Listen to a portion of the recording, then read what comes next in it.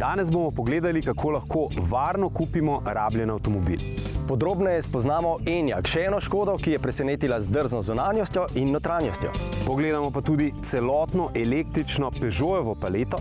In z Land Roverjem zgradimo most med preteklo štirikolesno tehnologijo in skoraj prihodnjo.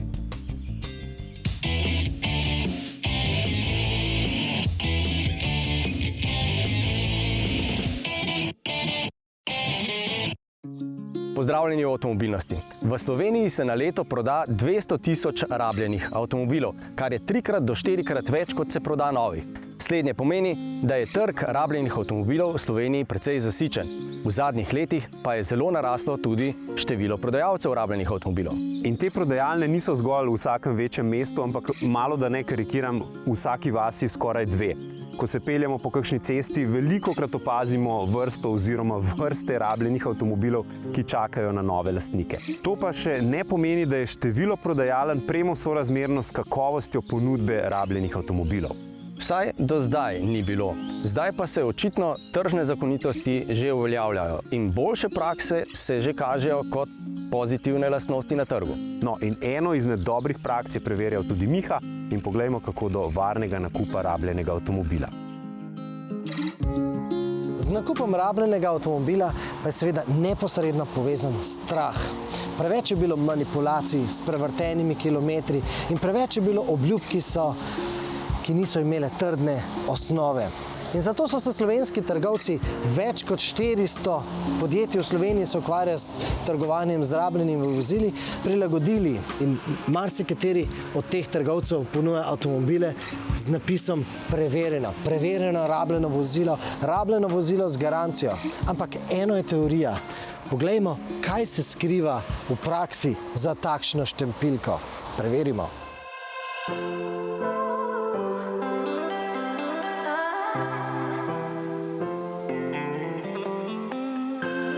Videl sem, da imate enega zanimivega ekosporta. Kako me lahko prepričate, da je ta avtomobil res varen nakup? Pri tem avtu ste ugotovili zgodovino kakšno? Avto ima opravljene vse servise na intervale, tako kot je predpisal proizvajalec. A mi lahko pokažete? Ja, seveda, gledajte, digitalni izpis. Tukaj le, če greva od začetka, avto je letnik 2018, torej so začetni kilometri. Tukaj le seveda lepo vidiva, da je bil servis opravljen pri nas na te kilometre. Ta stranka je malenkost več kilometrov delala, kot je pač to običajno. Se pravi, na leto je bilo dobrih 20 tisoč. Ja, tako.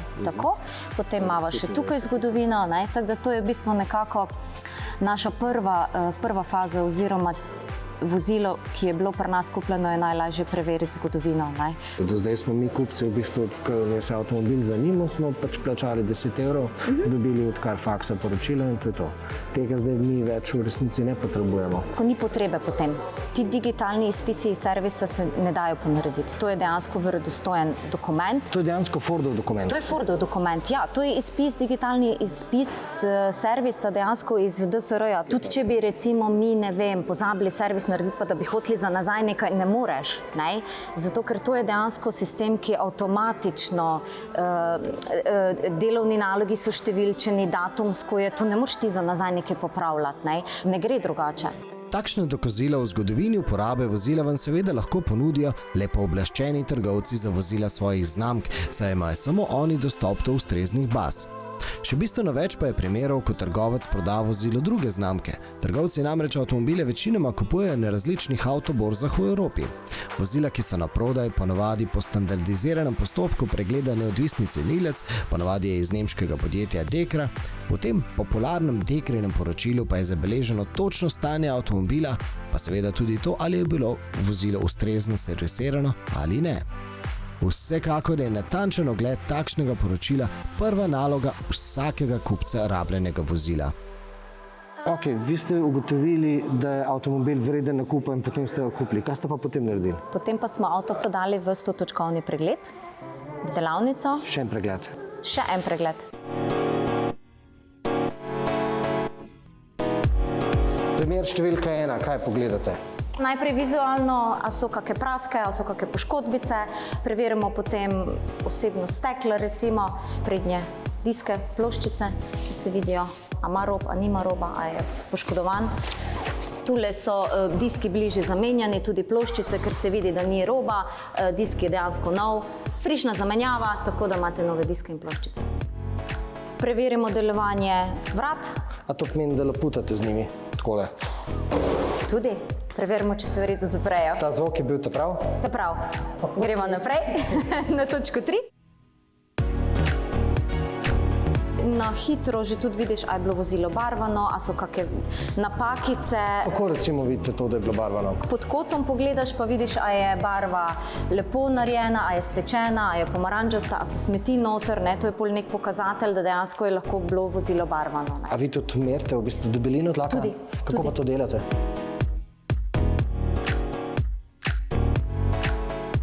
Ne bi bilo v mejah normale, če bi bilo tam nad recimo 200, 300, potem pa se že vidi, da je bilo recimo vozilo kitano in barvano. Zdaj, če so bila samo barvana vrata, tole ni velik alarm. Ne?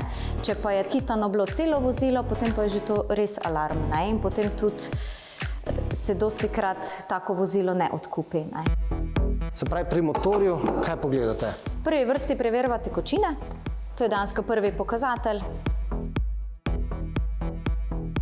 Kaj pa tole? Tole pa je ena kozmetična napaka, ki se jo, bom rekla... Ki se bi jaz zdaj pikolovsko odkril. Točno tako. Kaj pa to pomeni? To pomeni alarm, da avta ne bi odkupili zaradi tega? Ne. To so take kozmetične zadeve, ki pač včasih pridejo in tole saniramo. Glejte, to je še najmanjši strošek, ki se lahko pojavi.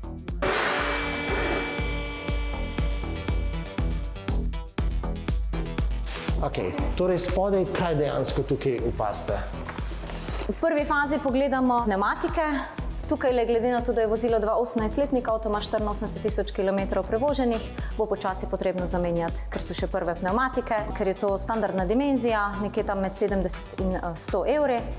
Opravili smo meritev izpušnih sistemov, vozilo je ustreza standardom, plini so ok, vizualno vse štima.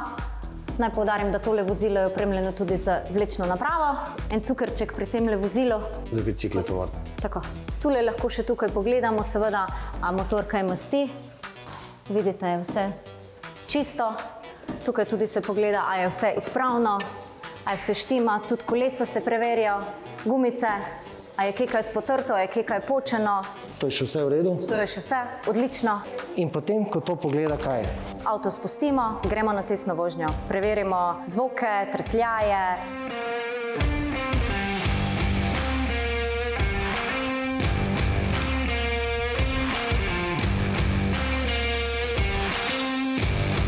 Takole.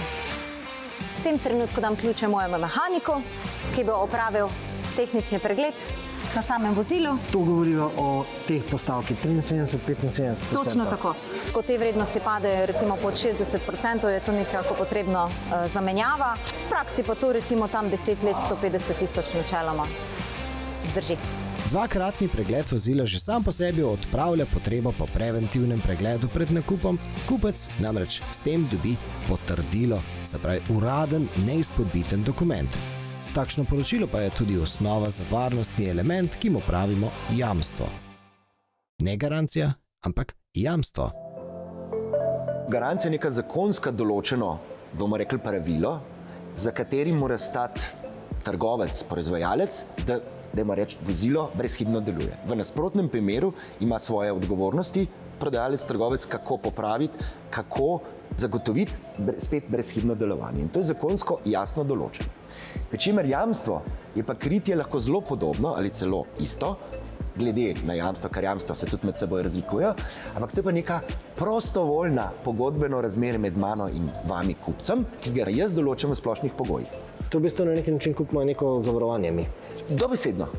To je neko zavarovanje v primeru okvare vozila. In tudi v tem primeru stojijo zavarovalnice v zadnji, so nosilci, bom rekel, preko trgovcev, ne pa tovarna ali sam proizvajalec. Tehnično brezhiben avto je torej osnova, na katerem danes v letu 2021 sloni celoten posel z rabljenimi avtomobili. Ko enkrat ugotovimo in popišemo dejansko stanje ohranjenosti avta, postane nakup predhodno voženega avta povsem enak nakupu novega avta. Matematika je pač eksaktna veda. Razlik med financiranjem nakupa novih in rabljenih vozil pravzaprav ni. Ob izteku financiranja je lahko vozilo staro 15 let. Strankam, glede na njihove potrebe, želje in seveda boniteto, pripravimo aranžma, ki je za njih ustrezen.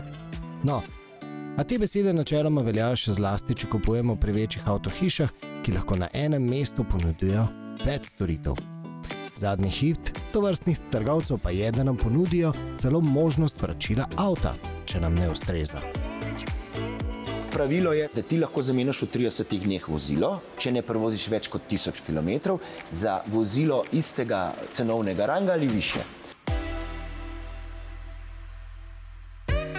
Ostanite z nami, po oglasih bomo spoznali Škodo Enyaq, ki daje elektriki zelo privlačno obliko. Peugeot predstavi svoj celovit pristop k elektrifikaciji voznega parka in čistokrvni terenec Defender, kjer jaz verjamem, da vsakemu, ki ima rad malo terenske vožnje, zaigra srce. Sicer se pa ve, Jeep je samo en, vsi ostali so športni terenci, razen Defenderja.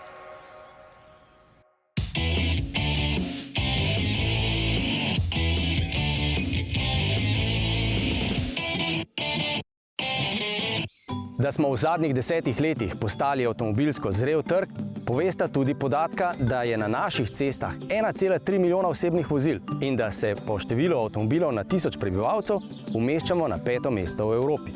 Kljub temu pa je država to dejavnost puščala ves čas bolj ali manj pri miru. Slednje se je kazalo pri slabem finančnem davčnem nadzoru te dejavnosti in seveda pri slabem nadzoru nad goljufijami pri številu prevoženih kilometrov, ki se ga v resnici nikoli nismo lotili zares reševati. So se pa poslanci v Državnem zboru te teme lotili večkrat. In prav zanimivo je bilo, da so v zadnjih razpravah veliko govorili tudi o svojih slabih, lastnih osebnih izkušnjah pri prodaji ali nakupu rabljenega avtomobila. Ampak ob tem pa so spregledali bistveno. In sicer, da je Evropska komisija že leta 2017 naročila izdelavo zelo kompleksne študije, ki je obravnavala prav to področje, saj ne gre za osamljen primer, gre za problem, ki je zadeval vse evropske države. Ugotovitev je bila zelo jasna. Rešitev je v digitalnem, sistematičnem in doslednem beleženju vseh posegov v avtu. Kot primer dobre prakse so navajali predvsem Belgijo, ki je zgolj v nekaj letih skoraj popolnoma izkoreninila ta problem. Zakaj v digitalizirano, povsem primerljivo in dobro opremljeni Sloveniji že 20 let vztrajno zgledamo stran od teh praks, ostaja neodgovorjeno vprašanje. Tako kot nikoli zagotovo ne bomo vedeli, koliko prometnih nesreč je v tem času nastalo kot posledica slabo ali nepravilno vzdrževanih avtomobilov, za katere se nikoli ni vedelo, koliko kilometrov je v resnici za njimi.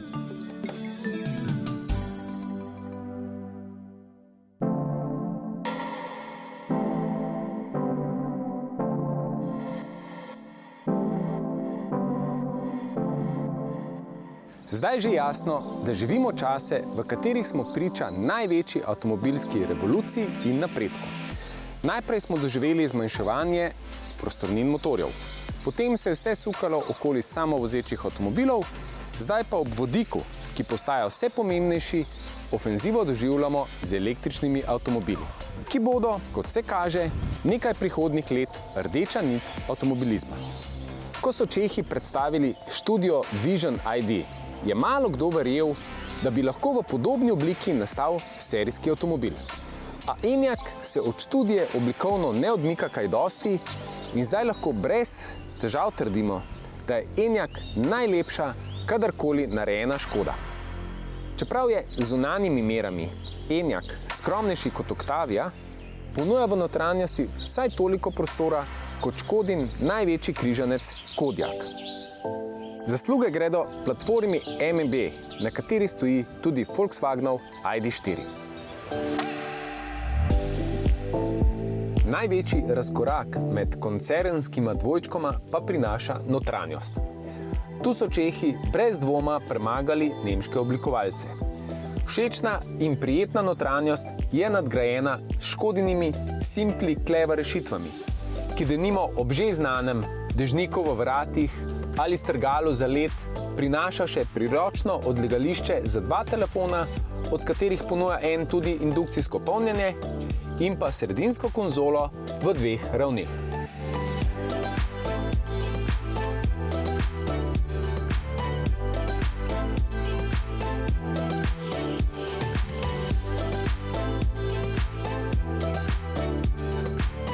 V Enyaqu si lahko praktično zamislite vse, kar je v svetu avtomobilizma na voljo.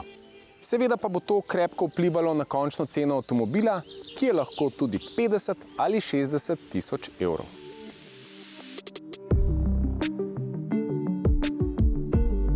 Pri motorju in voznih lastnostih Čehi niso komplicirali. Vse ostaja tako, kot so si zamislili pri Volkswagenu. Torej, z največjo baterijo bruto kapacitete 82 kW in neto 77 kW je moč motorja 150 kW. Vozniku je na voljo še 320 Nm navora. Dovolj, da nekaj več kot 2 toni težak Enyaq z mesta do 100 km/h pospeši v 8,7 sekundah, najvišja hitrost pa je elektronsko omejenih 160 km/h. Z Enyaqom ni nič drugače kot z ostalimi električnimi avtomobili današnjega časa. Zahtevajo drugačen stil vožnje, predvsem pa drugačnega lastnika. Če se ta v Enyaqu najde, sta lahko super par. Jasno, električni avto na avtocesti porabi več, kot bi si želeli, a po drugi strani je radodaren z rekuperacijo. Če bodo vožnje pretežno mestne, pa je bojazen o dosegu še manjša.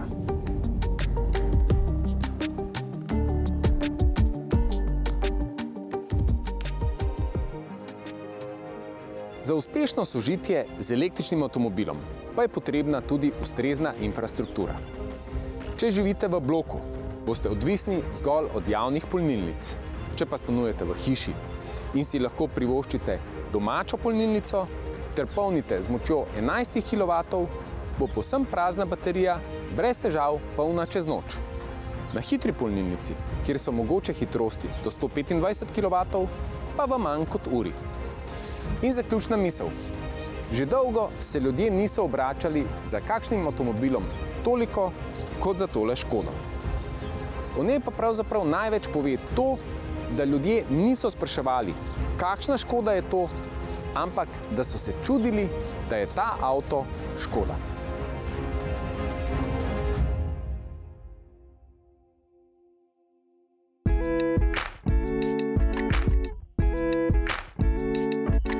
Peugeot je pri svojem prvem resnem električnem poskusu izbral povsem svojo pot. Mnogi proizvajalci se razvoja električnih vozil lotijo s povsem novimi modeli, ki jim običajno nadanejo tudi povsem novo poimenovanje. No in ponavadi začnejo nekje na vrhu ponudbene palete, torej z manj ljudskimi modeli. Peugeot pa je začel s svojima dvema najbolj dostopnima modeloma, 208 in 2008.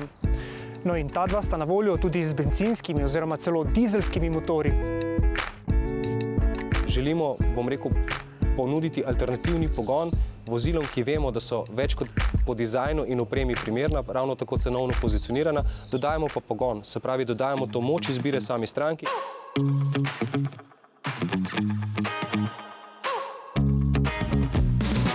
Oba avtomobila imata identičen električni pogon. No in če ga čisto preprosto razložimo, elektromotor z močjo 100 kW se nahaja spredaj in poganja prednji kolesni par.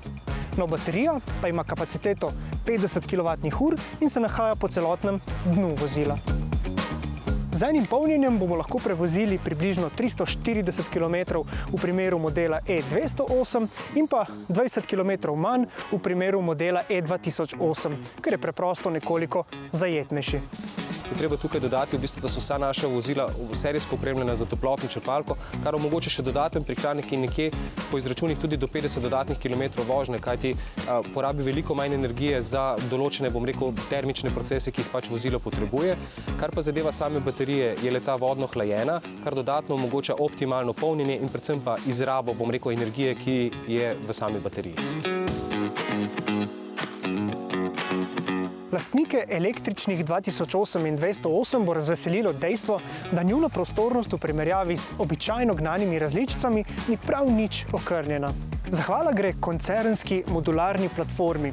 Poenostavljeno povedano, ne gre le za nekako predelano bencinsko različico z električnimi komponentami, ampak je v skladu z multienergijsko mislijo razvoj avtomobila potekal že od samega začetka. Na razočaranje ljubiteljev športnih vozil pa se je z zadnjo generacijo poslovil ljudski športnik 208 GTI. No, bi ga lahko morda zamenjala električna različica? Gotovo, razmislek gre tudi v to smer. V tem trenutku ne bi želel, napovedovati nekih produktov. Gotovo pa, 508 PSE je zgolj en nakazatelj, da to ni zadnji produkt, ki je narejen v sodelovanju z Peugeot Sportom in verjamem, da športnost ne bo zamrla čez noč.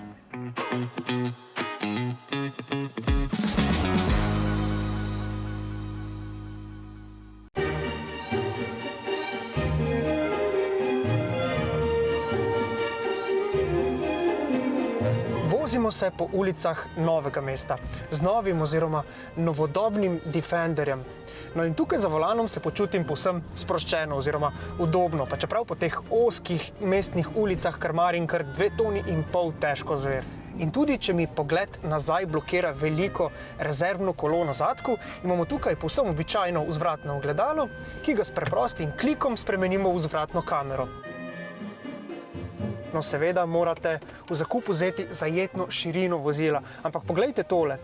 S kamerami okoli vozila bi recimo lahko pripravili kar kakšen prenos nogometne tekme. Tako učinkovito pokrivajo vso okolico vozila. Verjetno že pravilno predvidevate, da bo ta Defender večino svojega časa preživel v mestih in v resnici je pri vsakodnevnih opravkih povsem znosen. Ampak če Defender ne bi bil dober na terenu, preprosto ne bi imel smisla.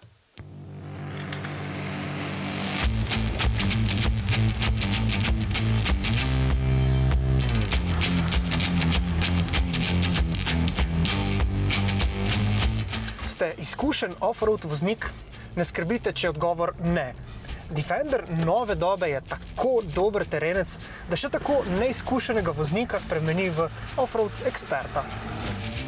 Tako je kot v kakšni off-road restauraciji. Samo izberemo glavni meni, torej način vožnje, ki je primeren dani podlagi, nato pa dodamo začimbe. Izbiramo lahko višino oddaljenosti vozila od tal ali pa po potrebi vklopimo reduktor. In Defender nam darežljivo postreže z učinkovito terensko vožnjo na najrazličnejših podlagah. No, celo način za brodenje po vodi imamo na voljo. In s takšnim Defenderjem lahko brodimo po kar 90 cm globoki vodi. In pri tem je naša naloga le, da vse podatke zelo preprosto spremljamo na osrednjem zaslonu. Nekako tako je, kot bi imeli na voljo nekakšen terenski tempomat. Paziti moramo le, da naši podvigi ostajajo v mejah zmožnosti vozila, je pa res, da so te večinoma boljše od primerljivih konkurentov. Zato verjamemo, da tudi tisti pravi ljubitelji off-road vožnje, stare šole, ne boste ostali praznih rok. Šasija tega avtomobila je namreč najtrdnejša od vseh modelov, ki jih je kdaj proizvedel Land Rover. In tudi že samo podvozje je plod 70 let razvoja od tistega prvega Land Roverja, ki je nastal kot odgovor na ameriškega džipa. Če se soočimo z višjo overo, lahko podvozje po zaslugi zračnega vzmetenja dvignemo za 15 cm in tako dobimo spodaj 30 cm rezerve, kar je celo 5 cm več od starega Defenderja. In podvozje izjemno blaži udarne jame tudi pri res hitri vožnji. Vzmetenje namreč 500krat na sekundo beleži dogajanje in tako omogoča res udobno vožnjo, ne glede na podlago, po kateri se vozite. In v takšni vožnji bo lahko uživalo do 6 potnikov, čeprav gre v tem primeru za kratko 3-vratno različico z oznako 90. Tukaj spredaj imamo namreč dodaten zložljiv sedež in tako se lahko spredaj tudi 3 odrasle osebe povsem solidno peljejo. No, ko sedeža ne potrebujete, pa ga preprosto zložite in tako pridobite nekaj dodatnih odlagalnih mest. Avto, ki stoji za nami, se je zgodil kot evolucija robustne škatle. Danes Defender ni več le terenski brezkompromisnež, ampak mora zagotavljati tudi udobno vsakodnevno uporabnost. Novi Defender je nabit s tehnologijo in udoben, a ostaja pravi terenec. Terenec nove dobe.